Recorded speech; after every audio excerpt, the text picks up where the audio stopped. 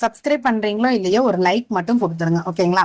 Next 2 கையையும் ஒண்ணு பக்கம் ஒண்ணு, நல்ல பக்கம் 2ஐயும் ஒண்ணுக்கு மேல ஒண்ணு போட்டிருக்கேன் பாருங்க.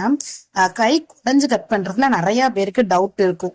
இப்ப இந்த மாதிரி 2ஆ மடிச்சு ஹோல்ட் பண்ணிட்டு ஒரு 1/2 இன்ச்சுக்கு நான் வச்சிருக்கேன் பாத்தீங்களா? இந்த மாதிரி 1/2 இன்ச்சு ஒரு லைன் கொடுத்துட்டு அந்த 1/2 இன்ச்சுக்கு துணியை வந்து அப்படியே பேக் சைட்ல ஹோல்ட் பண்ணிருங்க. ஹோல்ட் பண்ணிட்டு அந்த துணியை நேரா வச்சிட்டீங்க அப்படின்னா உங்களுக்கு நம்ம கை குடஞ்சு கட் பண்றதுக்கான துணி எவ்வளவு தூரம் கட் பண்ணணும்னு அவங்களுக்கு அதுவே அழகா காமிச்சிரும். நீங்க அதுல அப்படியே சாப்பீஸ்ல மார்க் பண்ணிட்டு சிசர் வச்சு கட் பண்ணிருங்க.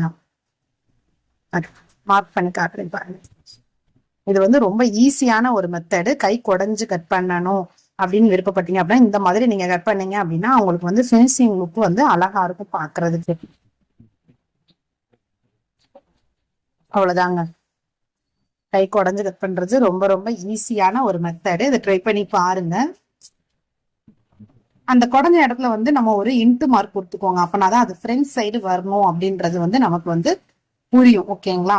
அதை வந்து நீங்க எப்பயுமே ஒரு இன்ட்டு மார்க் கொடுத்துக்கிட்டீங்க அப்படின்னா கரெக்டா இருக்கும்.